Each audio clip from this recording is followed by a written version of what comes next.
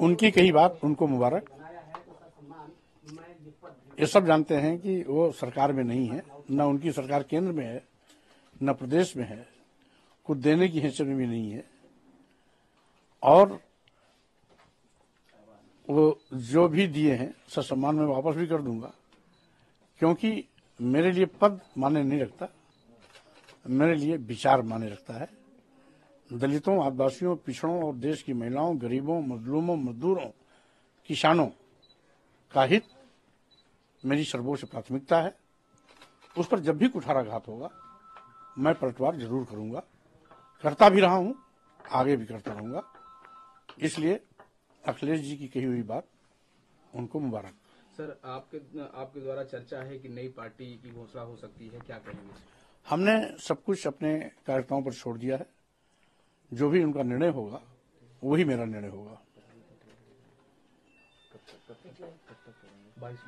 Sir, कब का है, डेट क्या है, थोड़ा बता देंगे? इसी 22 फरवरी को दिल्ली में कार्यकर्ताओं का समागम होगा और वहीं पर कार्यकर्ताओं के निर्णय के मुताबिक ही अगला फैसला भी सुनाया जाएगा। समाजवादी पार्टी छोड़ने का क्या रीजन है? देखिए,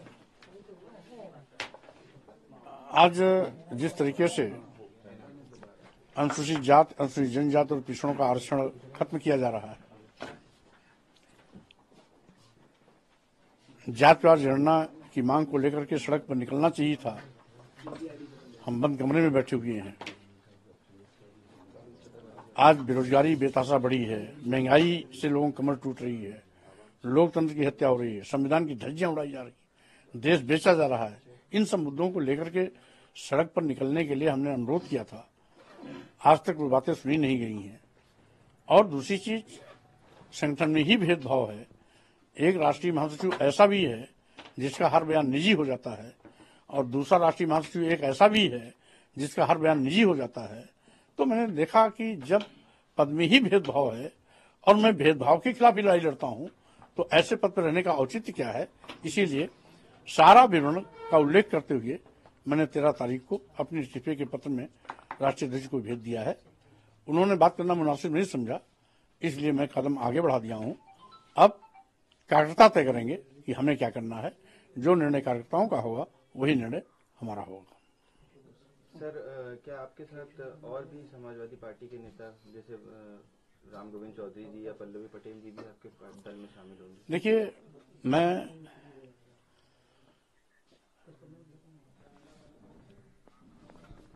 माननीय राम गोविंद चौधरी जी का बहुत सम्मान करता हूं, क्योंकि वो बहुत ही वरिष्ठतम नेता हैं। उन्होंने अपनी पीड़ा भी राष्ट्रीय अध्यक्ष जी को बताई कि पार्टी हित में क्या करना है, पत्र के माध्यम से भी अवगत रहा। मुझसे दूरभाष पर भी बात हुई, व्यक्तिगत बैठ की भी बात हुई। पल्लवी जी ने भी अपनी बातें स्पष्ट कर दी, और जो मुद्दे उठाए स्वाभाविक रूप से वो दलितों, आदिवासियों, पिछड़ों और अल्पसंख्यकों के हित में रही है। तो इन दोनों का मैं बहुत ही सम्मान करता हूं। रही बात आगे क्या होगा, ये 22 फरवरी के बाद पता लगेगा। पहली बात तो उन्होंने आरोप क्या लगाया है उसकी विधिवत जानकारी नहीं है। हाँ, पत्रकारों के माध्यम से मालूम हुआ है कि उन्होंने कहा है कि मैं किसी के दिल में क्या है उसको कैसे जान सकता हूँ। दिल में जाने और जानने की जरूरत नहीं है। 13 फरवरी को जो मेरा इस्तीफा पत्र है उसमें सब स्पष्ट है। उस बात को जानने की कोशिश करनी चाहिए, जिसको मैंने 12 फरवरी को व्यक्तिगत भी बात किया था और 13 फरवरी को पत्र के माध्यम से भी अवगत कराया था कि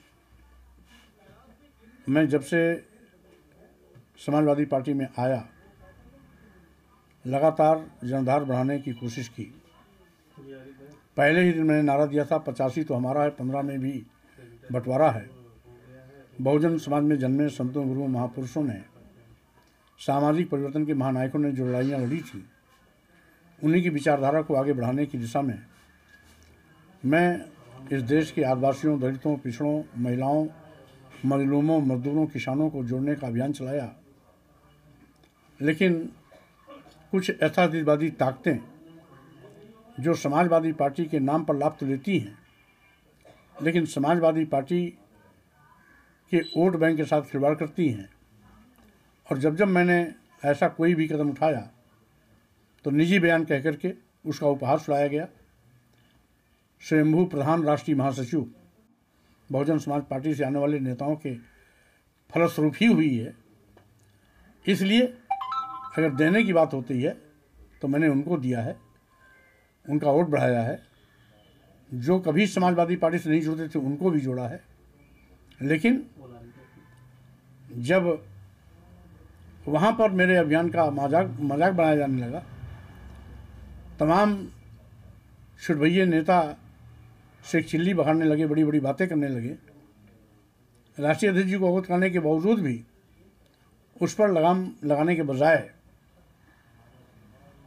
आज मेरे पत्र को भी गंभीरता से न लिया जाना इस बात का प्रतीक है कि कहीं न कहीं ऐसे तत्वों के पीछे अखिलेश जी का सह था। अन्यथा अगर ईमानदारी से समाजवादी पार्टी की जनधार को बढ़ाने के प्रश्न में होते तो उन पर समय रहते अनुशासनहीनता का कार्रवाई करते। लेकिन बहरहाल वो जो कुछ भी हमें दिए हैं, कुछ तो वापस कर दिया, कुछ वापस हो जाएगा। मैं पद के पीछे नहीं भागता हूँ। मैंने सदैव वैचारिक लड़ाई लड़ी है, विचारों के साथ खड़ा रहा हूँ। वैचारिक टकराहट जब भी कभी मौका आता है तो मैं पहाड़ से भी टकराने की हिम्मत रखता हूँ। रही बात इस देश के अनुसूचित जाति, अनुसूचित जनजाति, पिछड़े देश की महिलाएं, एक नहीं अनेक मौके पर कहे ये निजी मौर्य जी का निजी बयान है। आखिर उनकी भी हैसियत एक राष्ट्रीय महासचिव की है, मेरी भी हैसियत एक राष्ट्रीय महासचिव की है। एक राष्ट्रीय महासचिव का बयान पार्टी का हो जाता है और दूसरे राष्ट्रीय महासचिव का बयान निजी हो जाता है। ये भेदभाव क्यों? अगर यही भेदभाव होना है तो ऐसा भेदभावपूर्ण पद मुझे नहीं चाहिए, क्योंकि मैं तो भेदभाव के खिलाफ लड़ता ही हूँ। मैं तो इस देश में जो विषमता है, जात पात, छुआछूत, ऊंच नीच का जो भेदभाव है, उस भेदभाव के खिलाफ लड़ाई लड़ रहा हूँ। और मेरे साथ भी यदि कोई भेदभाव होता है, पद के साथ भेदभाव होता है, गरिमा के साथ भेदभाव होता है, तो स्वाभाविक रूप से मैं उस पर प्रतिकार करूँगा ही करूँगा। और जो 13 फरवरी के पत्र में स्पष्ट है। इसलिए रही बात, उन्होंने कहा कि मैंने सम्मान दिया, तो मैं ये बताना चाहता हूँ कि समाजवादी पार्टी आज सत्ता में नहीं है, सम्मान देने की हैसियत में नहीं है। और अगर देने लेने की बात आई तो 2022 के पहले समाजवादी पार्टी के पास मात्र 45 विधायक थे। मेरे आने के बाद समाजवादी पार्टी के विधायकों की संख्या 111 हो गई। समाजवादी पार्टी का जनधार जो समाजवादी पार्टी सरकार के दौरान भी नहीं था, वो 2022 के चुनाव में उनको मिला। 6.5% वोट की बढ़ोतरी हुई है। लोग अपनी राजनीतिक रोटियां सेकने की कोशिश कर रहे हैं। आज देश में बड़े पैमाने पर बेरोजगारी है, महंगाई है, गरीबी, लाचारी है। अनुसूचित जाति, अनुसूचित जनजाति और पिछड़ों के आरक्षण खत्म किए जा रहे हैं। जातिवार जनगणना की लंबे अरसे से मांग चल रही है। लोकतंत्र की हत्या की जा रही है। ईडी, सीबीआई, इनकम टैक्स का दुरुपयोग किया जा रहा है। देश की राष्ट्रीय संपत्तियों को निजी हाथों में भेजा जा रहा है। इन सारी चीज़ों को देखते हुए हमें जहाँ सड़क पर निकल कर लड़ाई लड़नी चाहिए, हम केवल घर बैठ करके तमाशा देख रहे हैं। अनुरोध करने के बावजूद भी उस पर एक कदम भी चलने की कोशिश नहीं की गई है। पार्टी के अंदर ही पदों में भेदभाव किया जा रहा है। और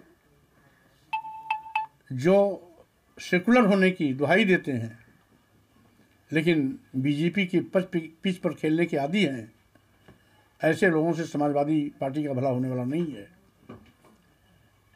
तो स्वाभाविक रूप से आज मैं उन्हीं विचारों के लिए आज भी खड़ा हूं, जिन विचारों के लिए समय समय पर मैं खड़ा था और आगे भी खड़ा रहूंगा। ठीक है, थैंक यू।